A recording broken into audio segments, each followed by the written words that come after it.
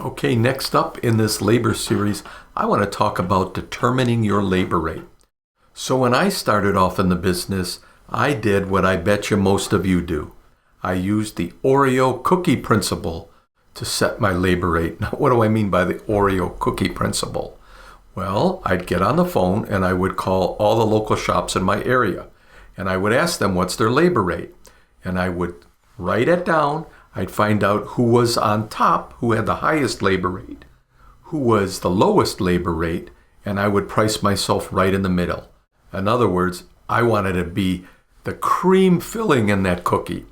I didn't want to be on the top. I didn't want to be the lowest. I wanted to be right in the middle. What a crazy way to set your labor rate. See, the problem with that is if all of those shops are going broke in the middle, so are you. So I want to share with you a calculation so you know exactly how to set your labor rate. All right, so now I'm going to walk you through exactly how to determine your labor rate. The correct way, not the Oreo cookie way.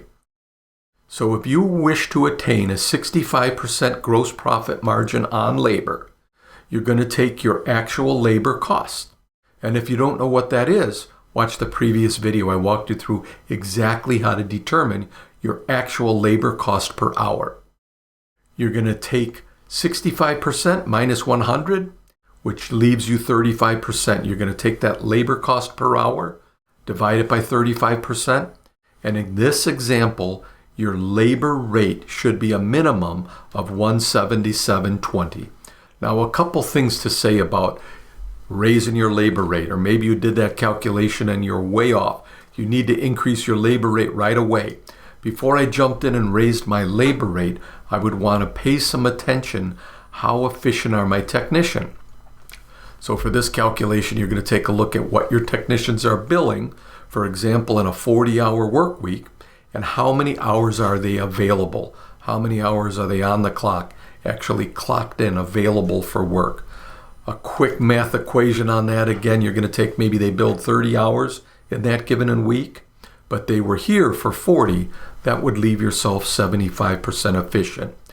Bear this into mind when you're thinking about raising your labor rate. How can I get my technicians more efficient? As you get your technicians more efficient, the billed hours goes up and that calculation changes. So here's a little fuel for thought when you think about raising your labor rate. So look for ways to increase your technician efficiency. We talked about that just a few moments ago. Make sure that, remember, charging more requires providing more. There's always that balance of price versus value. So make sure you're providing maximum value to your customers. And lastly, I would think in terms of increasing my labor rate gradually. Let's say you did this exercise and you need to raise your labor rate, say $30. Well, it's kind of tough to make a big jump like that. You might get a little pushback or belly aching from customers. I would suggest raising that labor rate gradually over time. Perhaps maybe $5 to $10 a month, or maybe $10 a quarter till you get to that desired labor rate. This topic also brings up the point in what I believe is the need for multiple labor rates. In a general auto repair shop, we do a litany of services, multiple services. You do basic services like oil change and tire rotations, maybe wheel alignments, and then you do repairs, which is, the mechanical side of the business. Maybe you're doing brakes, replacing water pumps, components, timing chains, belts, things like that.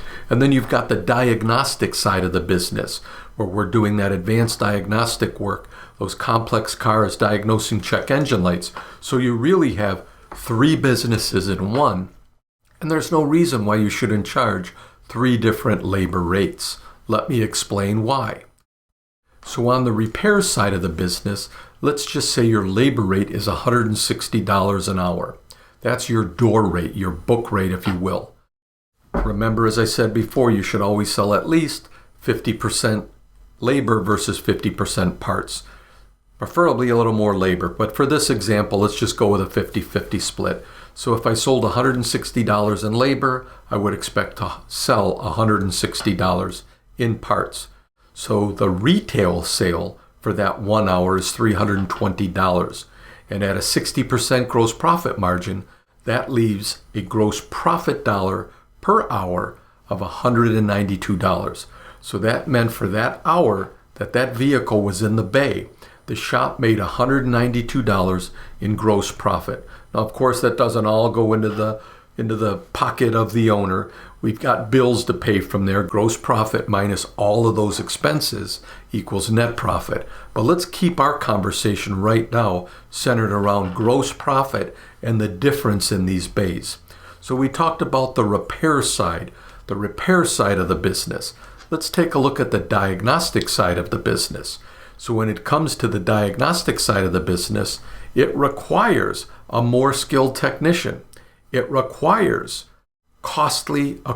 more costly equipment, expensive scan tools and scanners and computer ability to flash computers and reprogram, a lot more training. All of that goes into an effective, cost-effective diagnostic or a productive diagnostic bay.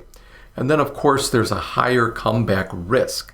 So there's a lot of factors that go in that technically really increase that cost in that diagnostic bay. But let's say we kept the labor rate the same in that diagnostic bay. And let's do that same math equation. So here we go. We got that same $160 in labor for that 1 hour's worth of time. And usually in diagnostic, at least on the diagnostic phase of it, how much parts do you have? Zero, none. So we've just collected only $160 in that sale price.